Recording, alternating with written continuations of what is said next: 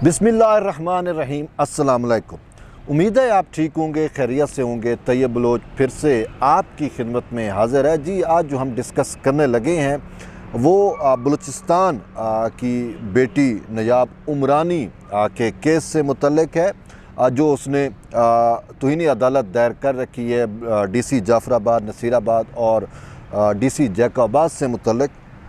उस केस की आज हम रुदाद जो है वो आपको बताएंगे, क्योंकि कल उससे मुतल्लिक केस की समाअत हुई। चीफ जस्टिस उमर अता बंदियाल की सरबराही में सुप्रीम कोर्ट के बेंच ने उसकी समाअत की और कल हम वीडियो नहीं बना सके, तो आज हम तफसील से इस मामले को देखेंगे और साथ साथ मैं आप दोस्तों से भी और तमाम व्यूअर से भी जो इसको सुनते हैं, जो मेरे प्रोग्राम को देखते हैं, कि आपने इस वीडियो को ना शेयर भी करना है और ज़्यादा से ज़्यादा लोगों तक भी पहुंचाएं, ताकि जो बलूचिस्तान की एक यतीम लड़की है नयाब सिकंदर उमरानी, लावारिस लड़की है, उसको जो है वो इंसाफ मिल सके।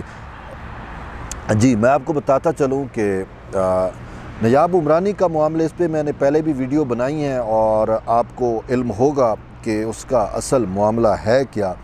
दरअसल विरासत का ही बेसिक मामला है और उसके सौतेले भाई जो अपने आप को बड़े तुमनदार जो है वो समझते हैं और अपने आप को बलोच रिवायात का बड़ा अमीन और पासदार बनाते हैं। इवन कि उनकी जानिब से ये मुद्दा इख्तियार किया गया जब उन्होंने अपनी सौतेली बहन यानी कि सनम को कत्ल किया जैकोबाद के अंदर डंगर महल्ला में, तो उस पर लानो तान हुई कि यार आप कैसे बलोच हो, इतने घटिया हो गए हो कि आपको अपनी बलोच रिवायात की पासदारी का नहीं पता, कि आपने अपनी नियाणी को, आपने अपनी जो एक बहन को, उसको भी कत्ल कर दिया। तो वो आगे से गैरतमंद बन के बोलते हैं हमने इस वजह से कत्ल किया जी, वो अदालतों में जाती थी। बलोच रिवायात में, बलोच उसमें ये ठीक है, अदालतों में, कचहरियों में और वो ख़वातीन का निकलना थोड़ा मायूब समझा जाता है, लेकिन अब 21वीं सदी है। बहरहाल तो मैं अब उन गैरतमंद बलोचों की बात कर रहा हूँ जो अपने आप को गैरतमंद कहते हैं, लेकिन सच में वो बेगैरती की भी इंतहा को है। सच यही है, मैं आपको बताता हूँ कि बेगैरती की इंतहा को भी वो कैसे हैं, लेकिन मैं चाह रहा हूँ कि मेरी ज़बान से कोई गैर पार्लिमानी लफ्ज़ जो है वो इस्तेमाल ना हो। तो जी, कि सनम एडवोकेट को जो अपने भाई वकार का कत्ल का केस लड़ रही थी, वकार को भी इन्होंने कत्ल किया। जो सनम के नयाब के सौतेले भाई हैं, बशीर हो गया, लियाकत हो गया, वकास हो गया, ठीक है, या उनके साथ उनका एक बेनोई फरीद कामरेड जो मशहूर है। अब कामरेड लफ्ज़ इस जैसे कातिल शख्स के लिए अपने आप को कामरेड कहता है, तो ये लफ्ज़ कामरेड की भी तौहीन करता है। तो मैं आपको बताऊं कि उन्होंने सनम जो अपने भाई का केस लड़ रही थी, परसू कर रही थी, तो साफ ज़ाहिर है उसने कोर्ट कचहरी जाना था, उसने अदालत को बताना था कि इन्होंने मेरे भाई के असल कातिल कौन है और मुद्दा किस पे डाला गया। तो जब इनको समझ आ गई कि कहीं वकार के कत्ल में भी हम न रगड़े जाएँ और जदादों का भी मामला था, तो उन्होंने अपनी सौतेली बहन नयाब को भी, ये वकास, लियाकत, बशीर, अनवर वगैरह, इन्होंने सनम को भी जो है वो कत्ल कर दिया। और जो बाकी, जब बलोच रिवायात के अंदर इसको बड़ा मयूब समझा जाता है कि नियाणी को कत्ल करना या उसको हक़ से मजरूह करना या हक़ से महरूम करना, तो जब लानो तान हुई तो कहते हैं जी वो कचहरी में जाती थी, ये करती थी, वो करती थी। तो यूँ उन्होंने अपने आप को गैरतमंद बलोच बनाने की कोशिश की। तो उनकी गैरत कहाँ गई? तेल लेने चली गई कि कल जब ये ख़ुद अपनी बहनों को, ये बशीर वगैरह अपनी बहनों को जो है वो लेके क्वेटा उसमें आए हुए थे रजिस्ट्री के अंदर, हमीदा को लेके, फहमीदा को लेके, और इनकी और कौन सी बहन है, बशीरा, ठीक है ना। तो 4 इनकी बहनें हैं, हमीदा, मैं नाम बता देता हूँ, हमीदा, बशीरा, फरहाना और फहमीदा, ये चारों को जो है वो लेके आए हुए थे और जज साहब के सामने वीडियो लिंक के ज़रिए, जो सुप्रीम कोर्ट में जस्टिस उमर अता बंदियाल के सामने, फिर झूठ और बकवास भी ये कि वो कामरेड फरीद जो है अब अपने आप को, जो ख़ुद तहरा खोसों के कत्ल के अंदर जो सनम की भाभी थी उसमें जो जेल काट के आया है, ठीक है, अब तो ख़ुद वो कातिल है तैरा का, तो उसकी बीवी और ये बशीर उमरानी, वकास, अनवर, लियाकत वग़ैरह की जो बहन है, ठीक है, तो हमीदा वो पेश होती है, उसके साथ बशीरा भी थी, फरहाना भी थथी, फहमीदा भी थी, ये चारों अब ये अपनी अब आपकी गैरत, कहने का मतलब ये है, मुझे उनके पेश होने पे एतराज़ नहीं है कि भाई ये 21वीं सदी है, इसमें हर कोई पेश हो सकता है, लेकिन वो कहाँ गई वो आपकी गैरत, ये बशीर उमरानी की और इन लोगों की गैरत कहाँ गई गैरत। बात ये है, अपने आप को कहते तो जी हमने सनम किस वजह से मारा कि वो कोर्ट कचहरी में पेश होती थी, वो क्या करती, आप कातिल जो आपने उसके भाई को मारा तो वो आपके ख़िलाफ़ या केस ना करती क्या। बहरहाल तो अब आपकी गैरत कहाँ पे है, ये मैं तमाम अहले बलूचिस्तान को ये भी बताना चाहता हूँ कि ये लोग जो लोग बोलते हैं वो सब झूठ और फराड बकवास है। इन्होंने परसेप्शन ऐसी बनाई हुई है कि वो यतीम का माल हड़प किया हुआ है, वकार उमरानी का माल खा गए, सनम का माल हड़प किया हुआ है, और अब ये जो है उससे के क्या नाम है नयाब के दर पे लगे हुए हैं। नयाब बेचारी बेयारो मददगार सिंध बलूचिस्तान से यहाँ पे इस्लामाबाद में आई हुई है, उसको जैसे इन्होंने सनम को कत्ल किया, वकार को किया, नयाब उनके टारगेट के ऊपर है। ये तो भला हो सुप्रीम कोर्ट का, इस चीफ़ जस्टिस उमरता बंदियाल का, जिन्होंने इस सारी चीज़ों को जो है वो देखते हुए उसको प्रोटेक्शन के साथ साथ इंसाफ देने की जो है वो कोशिश कर रही हैं। तो बहरहाल हम अब आते हैं मरकज़ी मामले पे, केस के ऊपर। कल यानी कि इस केस की समाअत हुई तो ये हमीदा जो है, ये जो बशीर की बहन है, ये पेश होती है और ये कहती है जी मैं नयाब की जो है वो सगी बहन बोल रही हूँ, सगी बहन हूँ, और नयाब जो है इस हमारी हमदर्दियाँ इसके साथ हैं और हम जो है वो चाहते हैं इसको इंसाफ मिले, लेकिन नयाब जो है वो हमारे हिस्से का भी जो जदाद है उसको फ़रोख्त कर रही है, और यूँ वो एलिगेशन लगा रही थी। पहली बात है कि हमीदा माइजी, आप, मुझे नहीं पता आप कौन हो, मैं जानता हूँ, ठीक है, नसीराबाद की एक चीज़ से मैं वाकिफ़ हूँ सच में, और हो गया हूँ ख़ासकर ये नयाब वाले केस से भी और बाकी चीज़ों से भी। तो मुझे ये भी पता है कि आप जब एक जज के पास झूठी एप्लीकेशन लेके गई थी तो उसने आपको क्या कहा था, और आपकी नौकरी, फिर आपने अपनी नौकरी बचाने के लिए क्या कुछ नहीं किया। तो बहरहाल आज फिर आपने सुप्रीम कोर्ट में, जहाँ पे झूठ नहीं बोला जाता, सुप्रीम कोर्ट में झूठ बोलते तो पकड़ा जाता है। हमीदा कहती है, झूठ बोलती है कि भाई नयाब मेरी सगी बहन है। कहाँ आपकी सगी बहन है, ये क्या ये सगी बहन है। बात ये है आपने सुप्रीम कोर्ट में झूठ बोला सिर्फ इस वजह से कि आपको कहीं फेवर मिल जाए, और फिर इसके साथ साथ आपने कहा जो भी आपने बातें की वो चूँकि आपकी बातें झूठ थीं और वो पकड़ी भी गईं और अदालत को बतला भी दिया गया कि ये आपने हमदर्दी लेने की कोशिश की नयाब की सगी बहन बता के, लेकिन उसी टाइम ही पता चल गया कि ये तो सतीली है, और सतीली नहीं बल्कि कातलों की को जो है वो आशीर्वाद देने वाली यही है। और इवन के नयाब के ख़िलाफ़ प्रोपेगेंडा करने से लेकर नयाब को कोई भी गुज़न पहुँचती है तो उसमें भी इस हमीदा का और इसका बड़ा किरदार रहा है, ठीक है। तो फिर आपने अदालतों में गलत बयानी करके केस को डिट्रैक करने की कोशिश की, लेकिन भला हो चीफ़ जस्टिस उमरता बंदियाल का और जस्टिस एजाज़ुल एहसन का, जिन्होंने आपकी तमाम झूठों को, तमाम प्रोपेगेंडे को जो है वो रिजेक्ट किया, और जो आप कह रही थी कि इसकी स्टे दिया जाए, इसको ज़मीन फ़रोख्त करने की इजाज़त ना दी जाए और ये सारा कुछ, तो अदालत ने आपकी एक बात भी नहीं मानी, और माननी भी नहीं चाहिए थी कि आप किस मुद्दे में और किस हैसियत से आप ये बात कर रही थी। और फिर इसके साथ साथ मुझे वैसे कहना बनता है अपना, मैं बड़ी इज़्ज़त करता हूँ कामरान मुर्ज़ा साहब का, वो बड़े सीनियर वकील हैं, हमारे दोस्त हैं। कामरान मुर्ज़ा साहब जो हैं वो जमीयत उलमा इस्लाम से ताल्लुक़ रखते हैं और वो कहते हैं शरई हैसियत मिलनी चाहिए।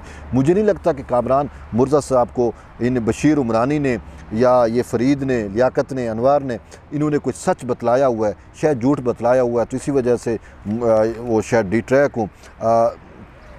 समझना चाहिए कामरान मुर्ज़ा साहब को भी कि देखें जो शरई हैसियत बनती है ना वो तो मिलनी चाहिए। तो आपने ख़ुद सुप्रीम कोर्ट में आपने आर्ग्यू किया था, तो फिर आप ख़ुद देखें कि ये बलूचिस्तान की एक लावारिस है, ठीक है, इसके पास वो पैसा नहीं है, धन दौलत नहीं है, बशीर की तरह, लियाकत की तरह उमरानी की तरह ये ताकतवर नहीं है, तो उसका मतलब ये तो नहीं है कि इस बेचारी को इंसाफ ना मिले।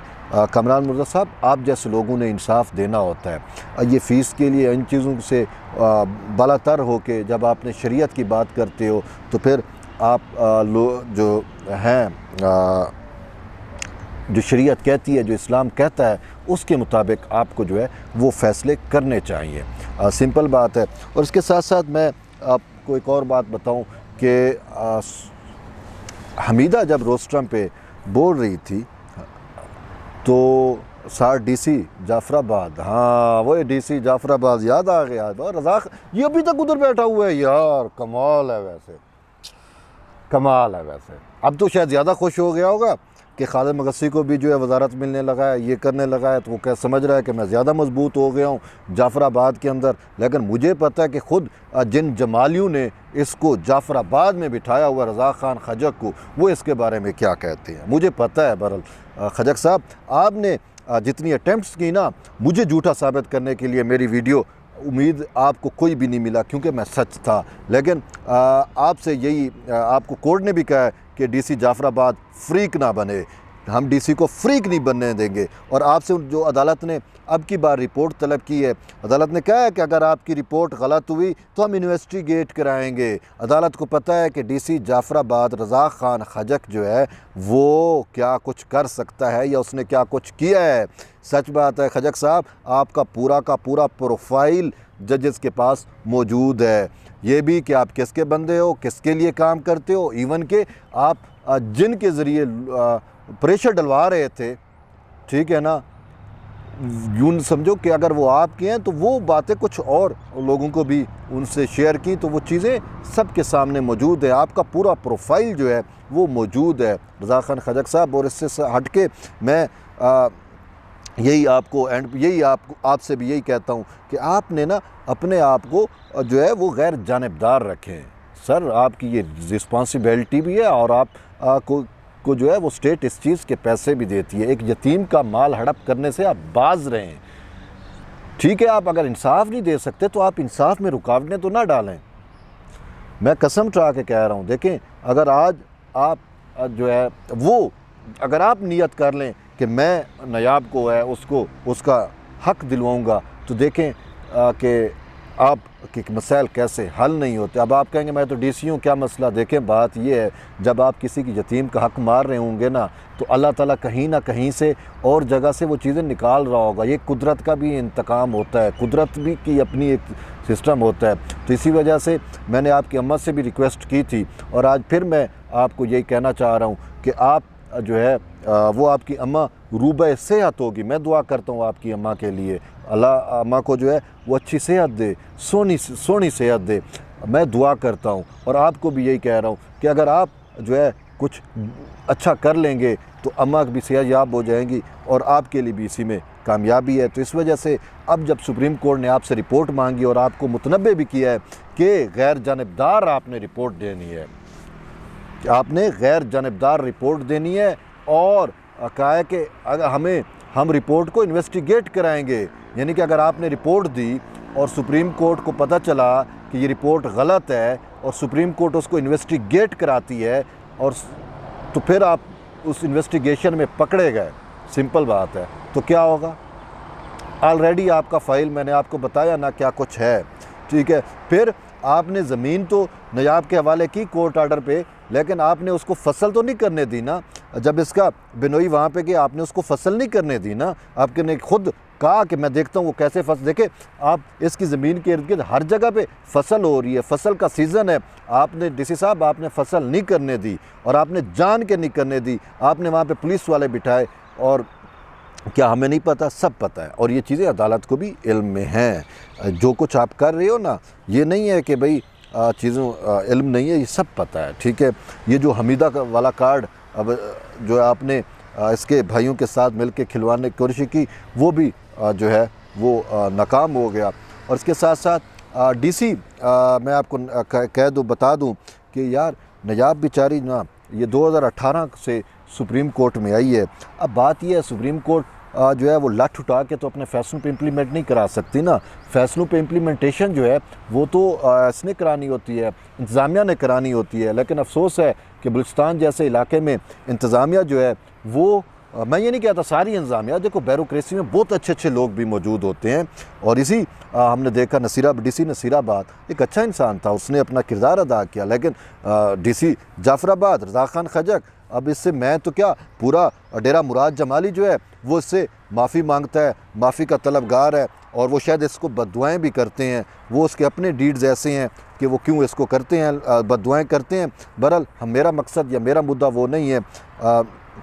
हम ये कहना चाह रहे हैं कि अगर ये लोग अच्छे होते तो इसको इंसाफ मिल चुका होता। नयाब के इंसाफ में जो सबसे बड़ी रुकावट है वो इंतज़ामिया भी है। अदालत फ़ैसले कर देती है लेकिन इंतज़ामिया की जानिब से मनोवन अमल नहीं किया जाता। अब उसमें बहुत सारे मसाइल हैं, उसमें कबायली सिस्टम है, उसमें बलोची रिवायात का जो गलत इस्तेमाल है वो हो जाता है। अब जैसा कि मैं आपको बता रहा था कि उन्होंने सनम को, इसके सौतेले भाइयों ने कत्ल किया, और जब लोगों ने थू थू की, जब लोगों ने उनको बुरा भला कहा तो कहते हैं जी वो हमारी इज़्ज़त थी तो वो कोर्ट कचहरियों में। अब जब अपने ऊपर पड़ी तो वो ख़ुद अपनी बहनों को लेके कचहरी में लेके आ गए। ये हमीदा, फहमीदा और बशीरा वगैरह के को ये आपके सामने है। तो अब इनकी गैरत कहाँ पे चली गई है?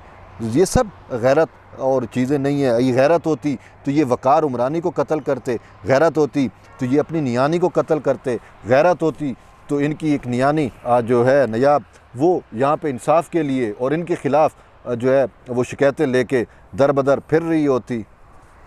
सच बात है। ये लोग बेगैरत हैं और साफ ज़ाहिर है अल्लाह ताला भी कुरान में कहता है कि हम इनके दिलों पे मोहर लगा देते हैं। तो इनके दिलों पे भी मोहर लगी हुई है और इनके ऊपर कोई चीज़ असर नहीं करती, मासिवा हिर्स के, मासिवा तमा के, मासिवा लालच के। ये लियाकत, ये बशीर, ये इसका, ये इनके जितने भी हैं। अब आप अपने ख़ुद वालिद को देख लें कि कहाँ पे कितना माल धन दौलत था आपके दादा के पास, आपके वालिद के पास। अब वो कहाँ, वो चले गए हैं, वो चले गए हैं। ठीक है, वो आपको दे के चले गए, चीज़ें आप यूज़ कर रहे हो, उनके काम की नहीं है, आपके काम की हैं। कल को आपने भी चले जाना है, आपकी औलादें आपस में लड़ रही होंगी। आखिर ये नयाब, ये वकार, ये सिकंदर, ये जो सनम, ये भी तो जो है वो सिकंदर उमरानी की औलाद है ना। ठीक है, अगरचे उनकी माँ जो है वो अलग है, जैसे आपकी माएँ अलग है, ठीक है, तो उनकी माँ अलग है। लेकिन उस बेचारी का कसूर ये है, उसकी माँ पंजाब से थी, वो बलोच या बरोही नहीं थी। अगर वो बलोची, बरोही, सिंधी होती तो शायद आपको इतनी जुरत ना होती। चूँकि उसका ननिहाल ख़ानदान नहीं था तो आपने उसको निशान इबरत बनाने के लिए और क्या कुछ नहीं किया। लेकिन अल्लाह की लाठी बेआवाज़ है। अल्लाह ताला की अपनी एक तदबीर होती है, तो अल्लाह अपने तौर पे चीज़ों को लेके चल रहा होता है।